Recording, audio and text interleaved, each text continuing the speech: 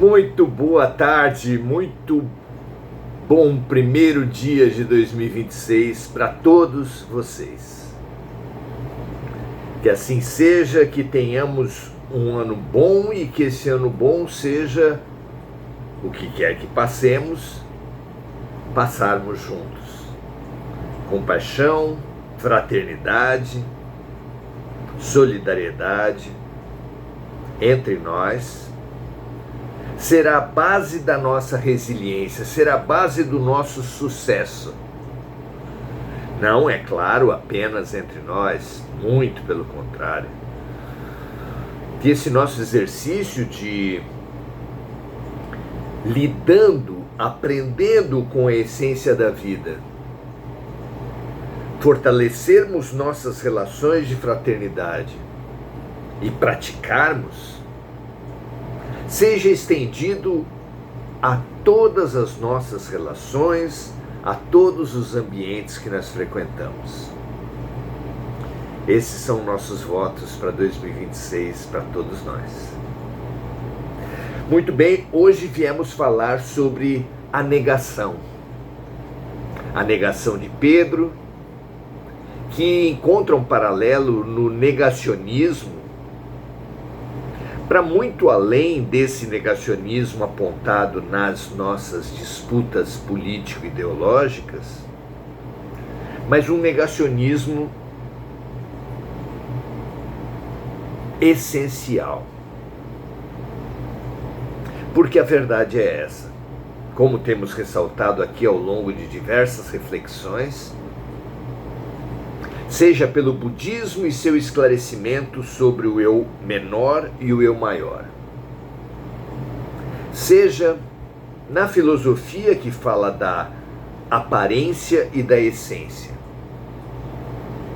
até a astrologia fala do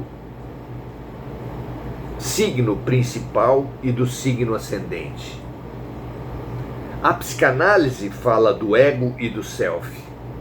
Paulo de Tarso fala do eu maior e do eu menor.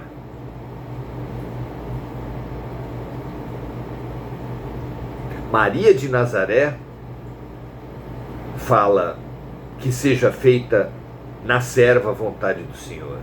Jesus aponta que seja feita a vossa vontade e não a minha. João Batista fala que é preciso que eu diminua e que ele cresça. São diversas as mensagens das mais diferentes linhas de pensamento que convergem para a realidade de que nós temos dois eus, que tudo na vida tem uma aparência e uma essência, e que aquele que se retiver, aprisionar na aparência, perderá o essencial da vida. Negacionismo, na nossa visão, é a identificação com o precário, com o provisório, com o aparente. Não coloqueis vossos tesouros aonde a traça rói, a ferrugem corrói e os ladrões levam, disse o mestre. Mas colocai sua vida nos campos da eternidade, no reino dos céus. Esse discernimento do que é de César, seus orgulhos, suas pretensões, suas vaidades, e o que é de Deus, a caridade, a fraternidade, o amor, é imprescindível para bem nos conduzirmos. É essencial.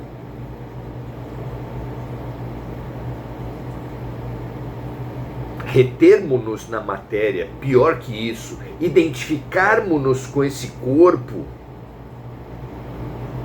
movendo nossas vidas pelas guerras do corpo, que são as guerras dos sexos, as guerras das raças, as guerras das nacionalidades, as guerras das instituições humanas, ideologias humanas. Tudo isso é negar nossa realidade espiritual. Esse é o negacionismo que nos enviesa, que nos perde, que nos aprisiona. Porque nós não somos o corpo. A vida não é a matéria, como diz o filme Matrix. Como diz o hinduísmo quando fala que a vida, que a matéria é Maya. Outras referências para a mesma aparência e essência, eu maior e eu menor. Tudo nos adverte, afinal de contas, nessa advertência de que nós não somos o corpo, de que nós não somos a matéria, de que nós não somos a máscara e o ego, para a verdade essencial. Nós somos deuses. Por trás de todas as aparências enganosas que levam a guerras, há uma essência que nos conduz à verdade.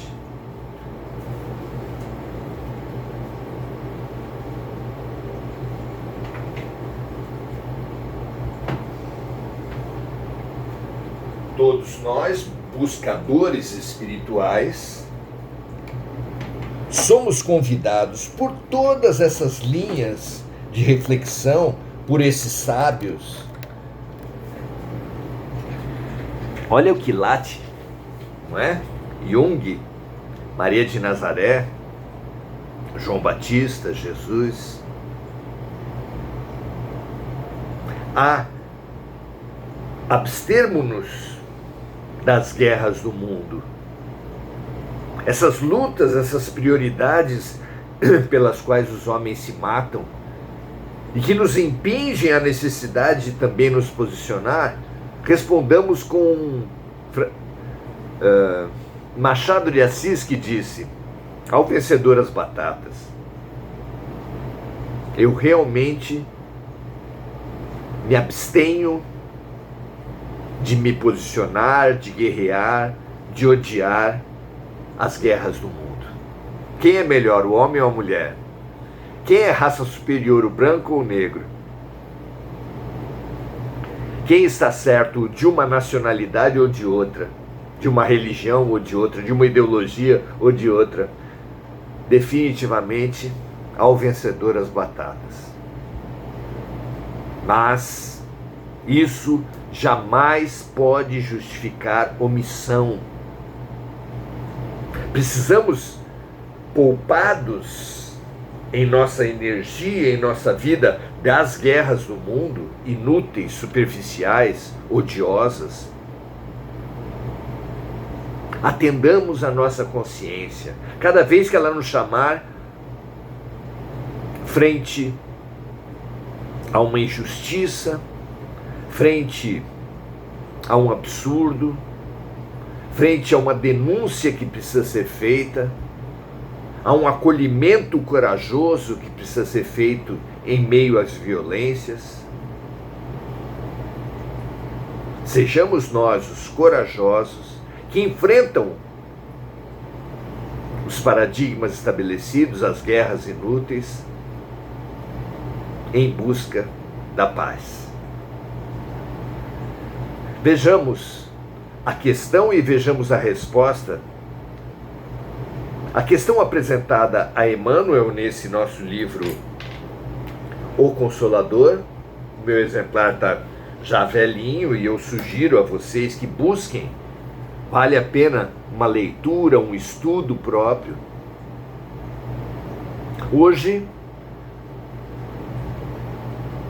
já nas questões em que Emmanuel é levado a se posicionar sobre o campo religioso, hoje tratando da negação de Pedro. Vejamos qual é a pergunta e qual é a resposta. Pergunta 320, 320. Que ensinamento nos oferece a negação de Pedro? A negação de Pedro serve para significar a fragilidade das almas humanas, perdidas na invigilância e na despreocupação da realidade espiritual. Sempre que nos distraímos, nos traímos. Porque a nossa fidelidade é em relação à essência. Não precisamos ser fiéis ao erro. Isso é teimosia. Precisamos ser fiéis à essência, ao certo, à luz que habita em nós. Vós sois deuses.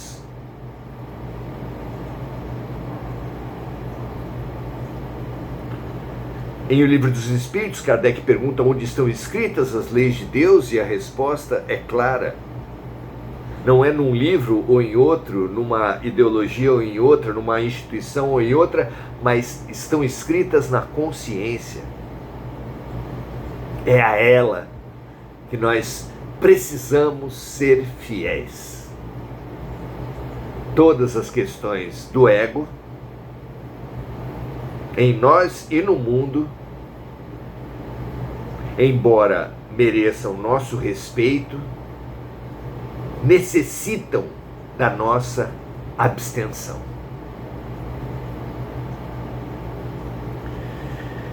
Que ensinamentos nos oferece a negação de Pedro? Questão número 320. A resposta é a seguinte: a negação de Pedro serve para significar a fragilidade das almas humanas, perdidas na invigilância e na despreocupação da realidade espiritual, deixando-se conduzir indiferentemente, inadvertidamente, irresponsavelmente aos turvelinhos mais tenebrosos do sofrimento, sem cogitarem de um esforço legítimo e sincero na definitiva edificação de si mesmas.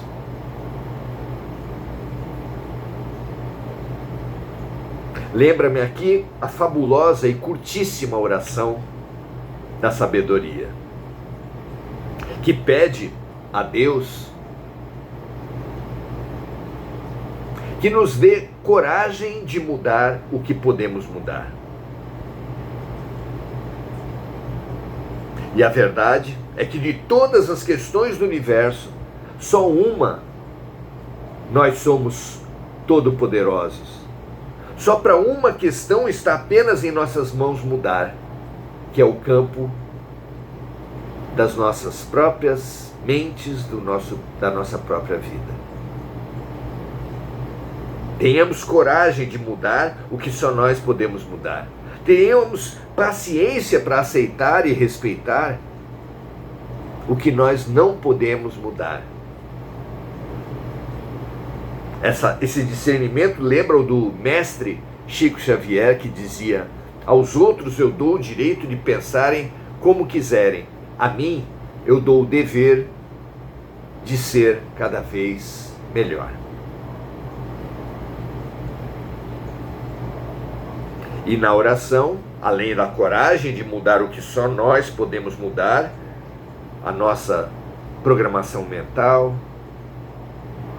a nossa vida, a paciência para aceitar o que não podemos mudar, que é a vida do outro, as opções dos outros,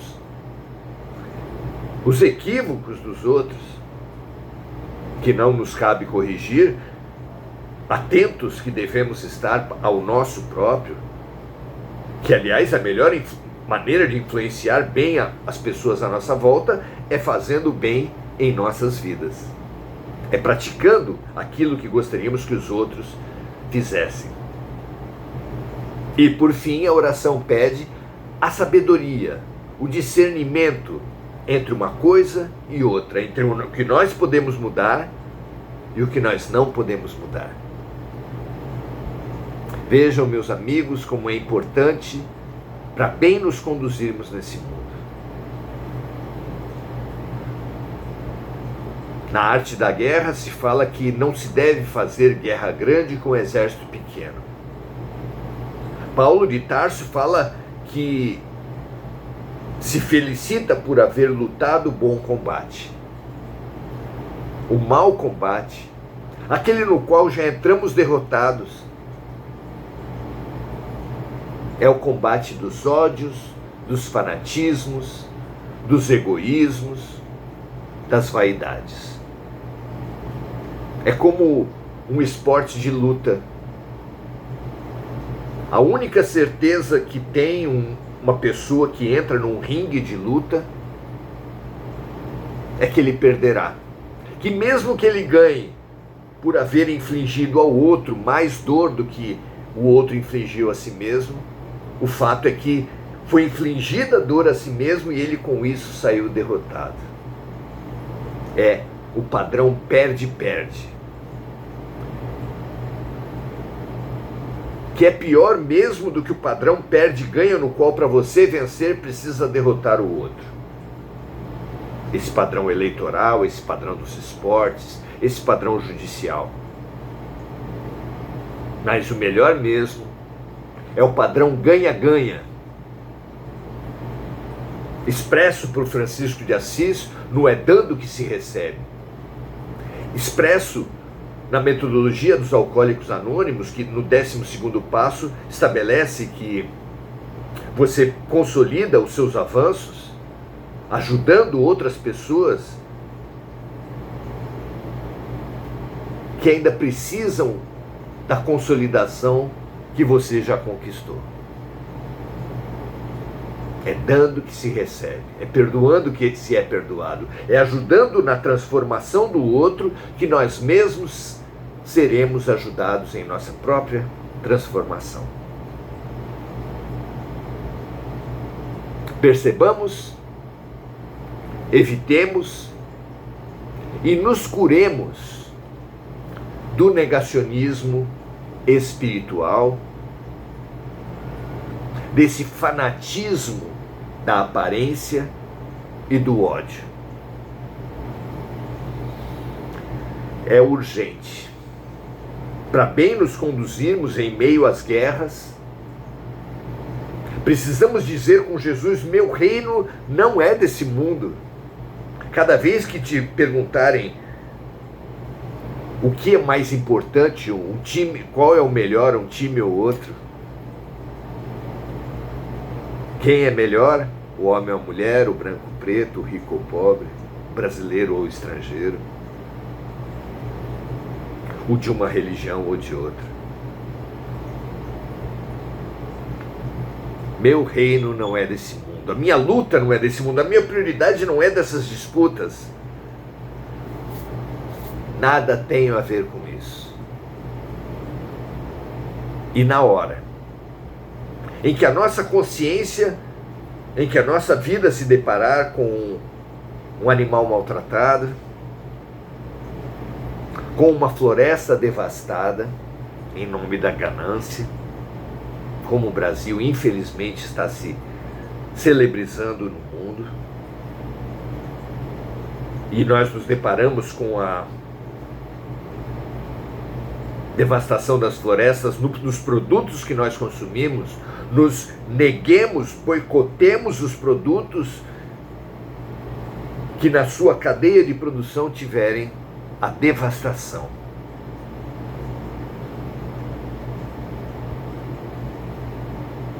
Na medida das nossas possibilidades, consumamos apenas aquilo que não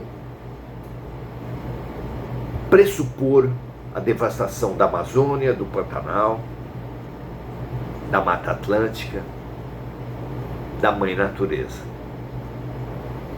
É muito, muito, muito feio. É terrível matar a mãe. Não é? Precisamos dessa lucidez. No supermercado, nas redes sociais,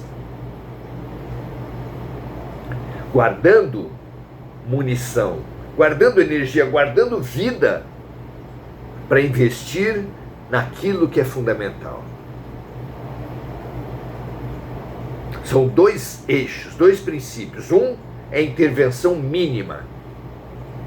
Nos abstermos das guerras de aparência, das guerras do ódio, das guerras do fanatismo.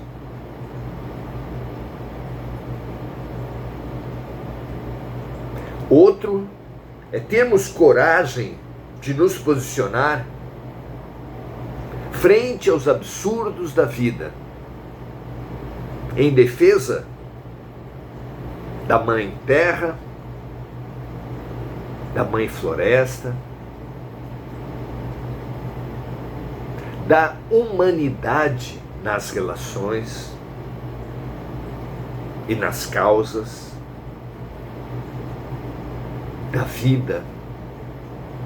Há pessoas que, por exemplo, na luta anti-aborto, tornam-se duras, cruéis, frente às meninas agredidas, frente às meninas estupradas. Isso é terrível. Em nome de Jesus, mais uma vez, as pessoas praticarem crueldades e violências.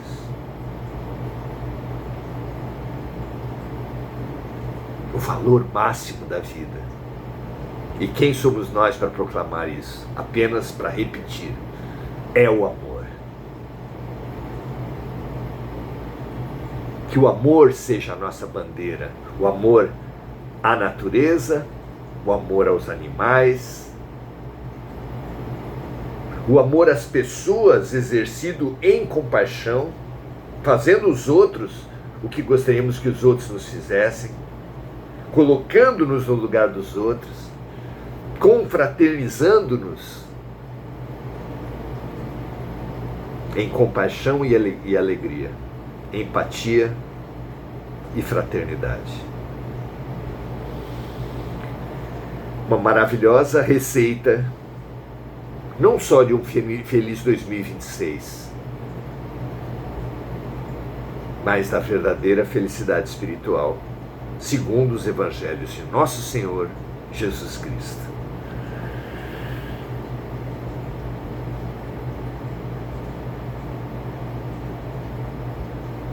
A negação de Pedro serve para significar a fragilidade das almas humanas perdidas na invigilância e na despreocupação da realidade espiritual, deixando-se conduzir indiferentemente, irresponsavelmente, aos turvelinhos mais tenebrosos de sofrimento, sem cogitarem de um esforço legítimo e sincero, aquela coragem e lucidez tão importantes, na definitiva edificação de si mesmas.